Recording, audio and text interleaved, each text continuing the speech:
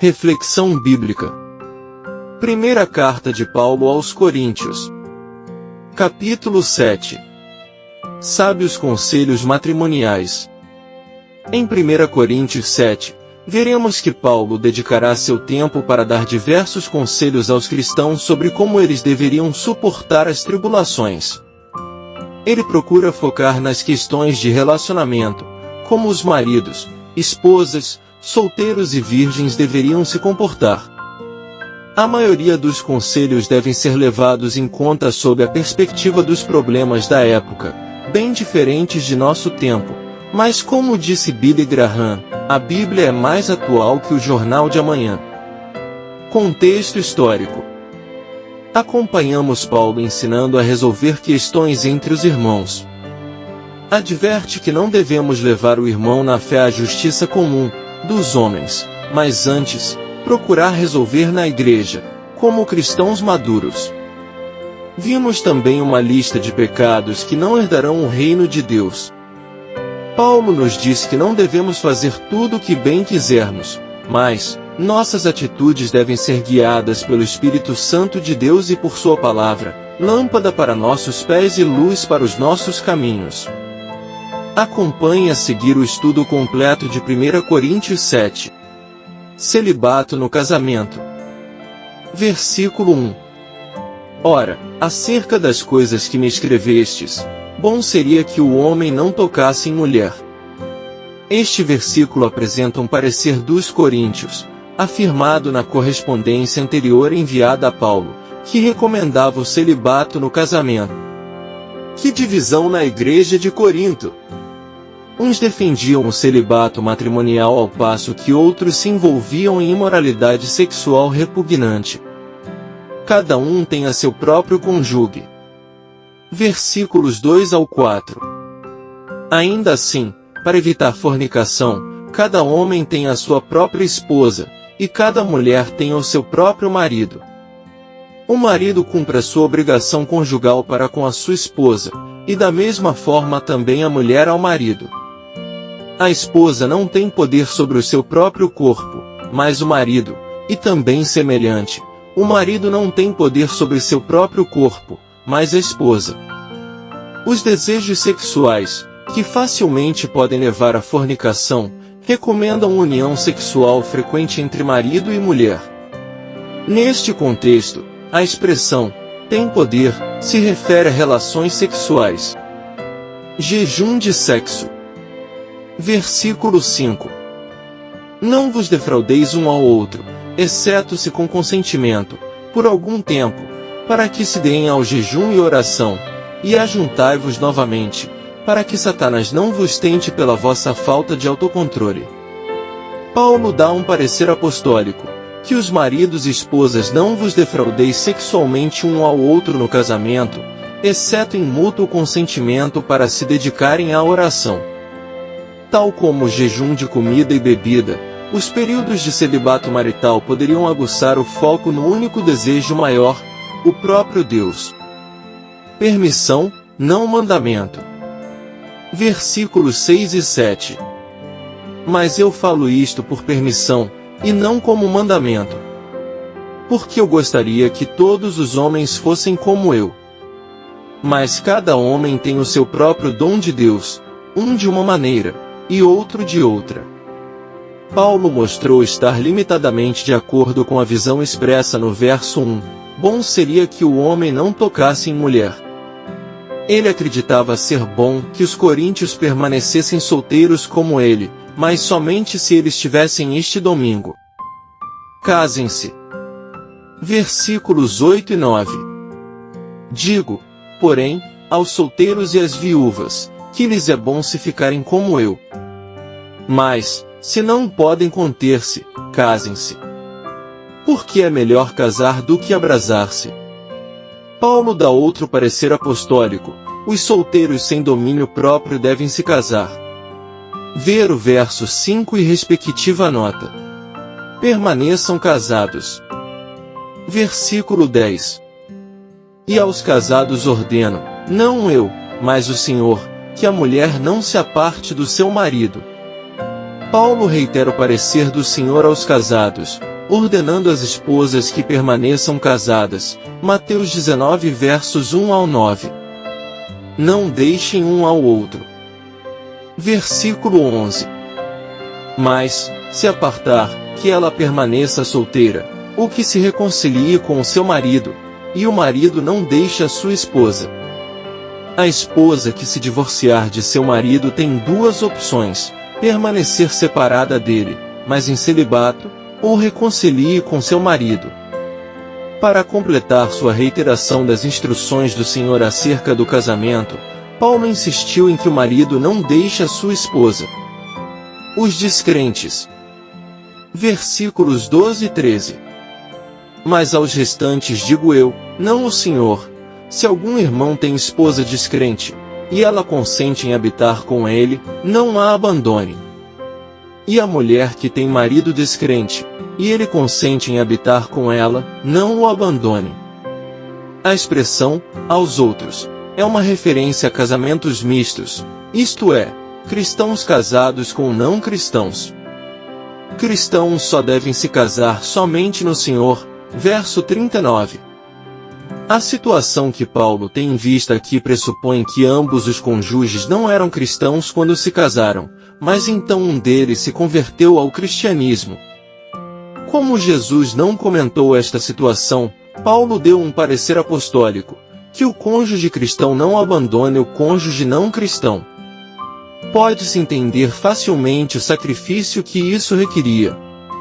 A passagem também pressupõe que o não cristão concorde em que, a benefício de se manter o relacionamento marital, consente em habitar com ele ou ela. Um santifica o outro. Versículo 14. Porque o marido descrente é santificado pela esposa, e a esposa descrente é santificada pelo marido. Do contrário, os vossos filhos seriam impuros, mas agora são santos. O cônjuge cristão que permanece fiel a seu cônjuge não cristão tem um efeito santificador sobre os membros incrédulos da família. Paulo não está se referindo apenas à possível salvação futura dos não cristãos da casa, mas também à sua presente proteção contra os valores pagãos por meio da influência do exemplo moral do cristão. Se ele quiser apartar-se, aparta. Versículos 15 e 16. Mas, se o descrente se apartar, aparte-se. O irmão ou a irmã não está sob a servidão neste caso, mas Deus chamou-nos para a paz. Porque, como sabes, ó esposa, se tu salvarás teu marido? Ou, como sabes, ó homem, se tu salvarás tua esposa? Paulo apresenta um requisito para o parecer acima: não negar o desejo do incrédulo de se divorciar.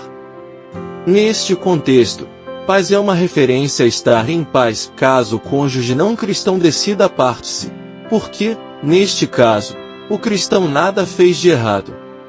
Permaneça como está. Versículos 17 ao 19. Mas assim como Deus distribuiu a cada homem, como o Senhor chamou a cada um, assim ele ande. E assim eu ordeno em todas as igrejas. É algum homem chamado sendo circuncidado? Não se torne incircuncidado. É alguém chamado, estando incircuncidado? Não se torne circuncidado. A circuncisão nada é, e também a incircuncisão nada é, mas sim a guarda dos mandamentos de Deus. Paulo dá um parecer permaneça como está e o ilustra com um falso dilema referente a um cristão que nasceu judeu. Este homem teve a opção de permanecer circuncidado ou de se tornar incircunciso. Se torne incircuncidado, submetendo-se a uma operação dolorosa, como fizeram alguns judeus de mente mundana no primeiro século. Estas coisas são apenas distrações. Paulo se foca no que realmente importa: guardar os mandamentos de Deus como alguém que pertence a Ele. Servos livres. Versículos 20 a 24. Cada um fique na vocação em que foi chamado. Foste chamado sendo servo? Não te dê cuidado, e, se ainda pode ser livre, aproveita a ocasião. Porque o que é chamado pelo Senhor, sendo servo, é liberto do Senhor, e da mesma maneira também o que é chamado sendo livre, servo é de Cristo. Fostes comprados por bom preço, não vos façais servos dos homens. Irmãos, cada um fique diante de Deus no estado em que foi chamado. Paulo reafirma o princípio de se permanecer como está e o ilustra com uma decisão enfrentada pelos escravos: continuar servo por vontade própria ou buscar a liberdade. O apóstolo não condena os escravos a uma vida de permanente escravidão.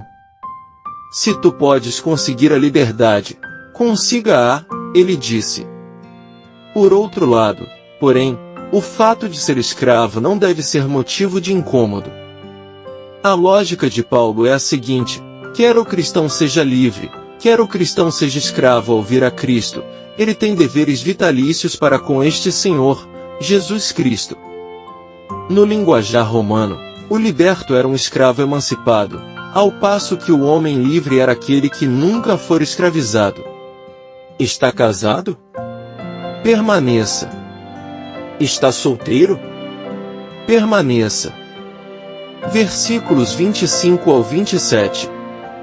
Ora, quanto às virgens, não tenho mandamento do Senhor, dou, porém, o meu parecer, como quem tem alcançado misericórdia do Senhor para ser fiel. Tenho, pois, por causa da instante necessidade, que é bom para o homem o estar assim. Estás ligado à mulher? Não busque separar-te. Estás livre de mulher? Não busques mulher.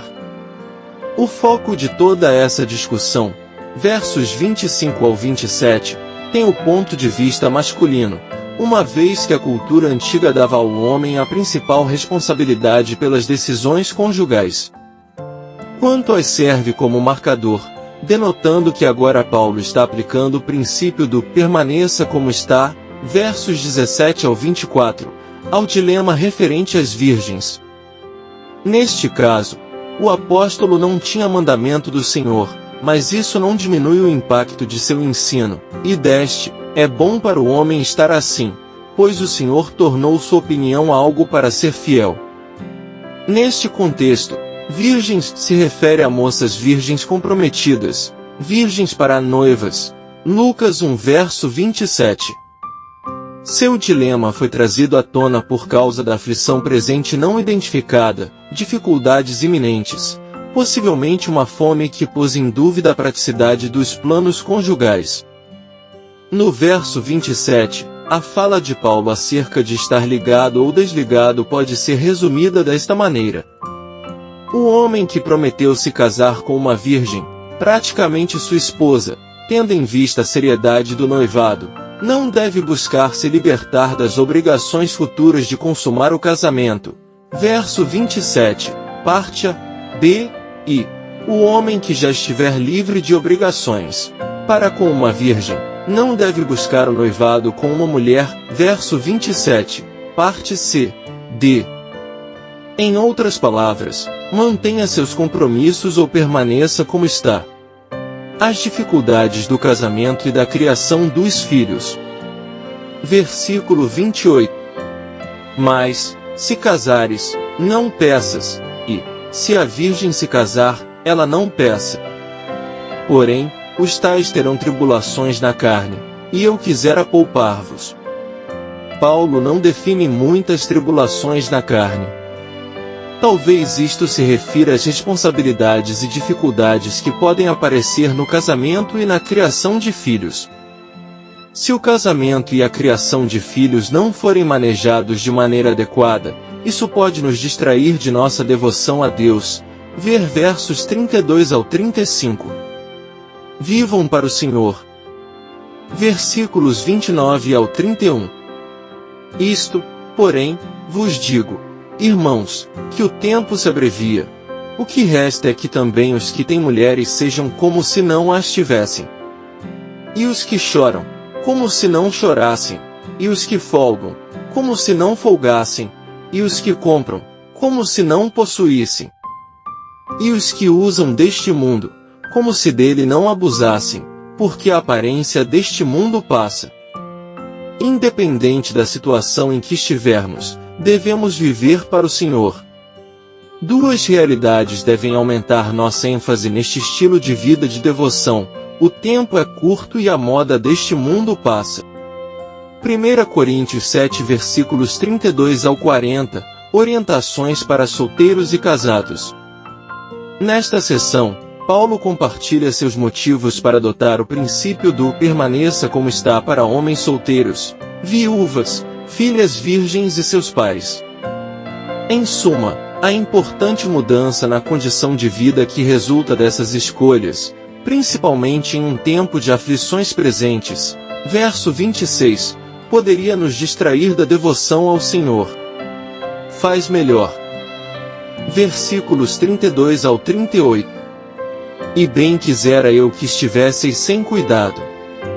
O solteiro cuida das coisas do Senhor, em como há de agradar ao Senhor.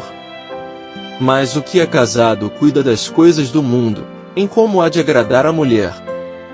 Há diferença entre a mulher casada e a virgem. A solteira cuida das coisas do Senhor para ser santa, tanto no corpo como no espírito.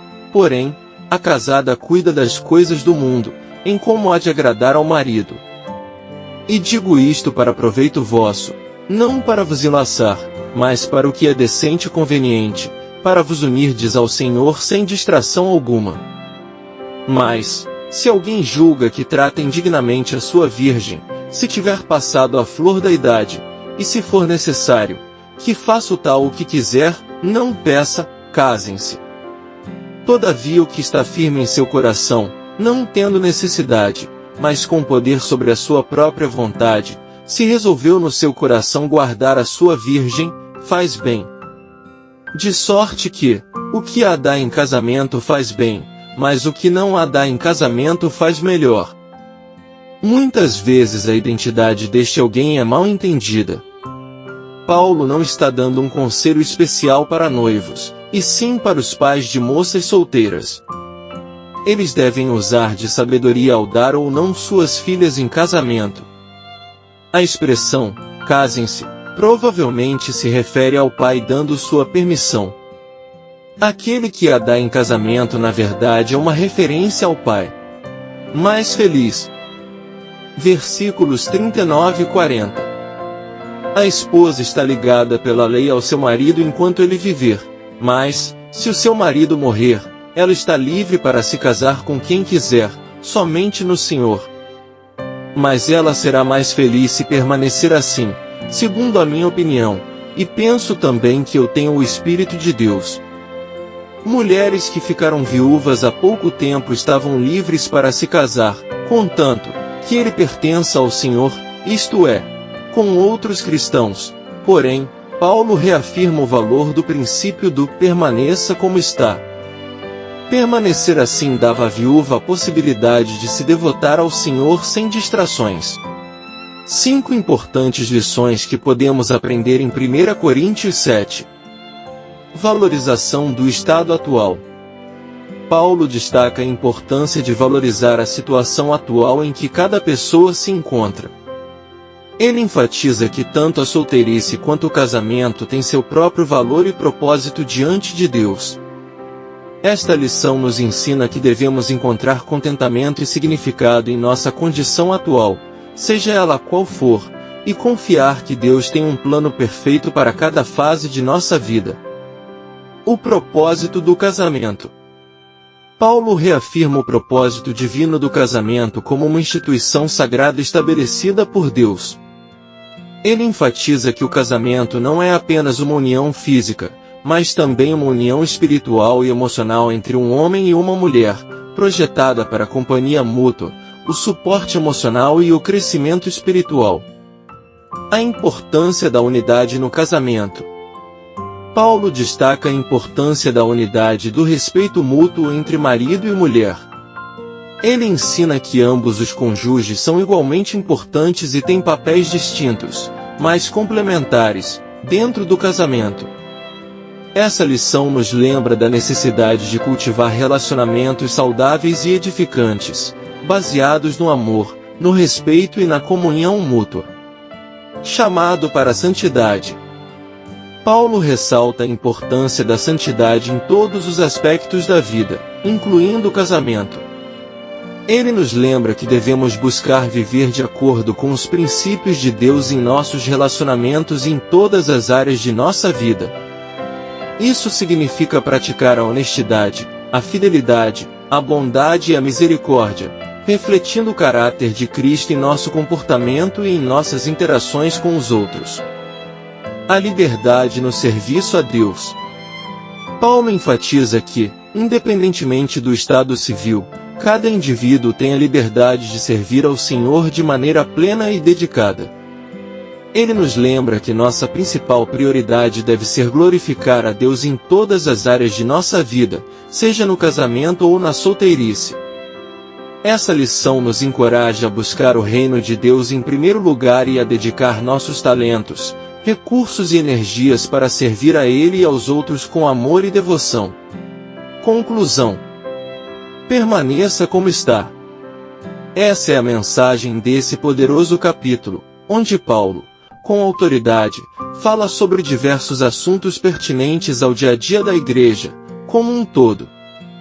Aos casados, aos solteiros, aos viúvos, aos que são virgens, Paulo entrega conselhos e direções para todos, de como viver em santidade para Deus, em qualquer situação, e finaliza dizendo que, não importa nosso estado civil, somos de Deus acima de qualquer definição e devemos viver assim, para Ele e por Ele.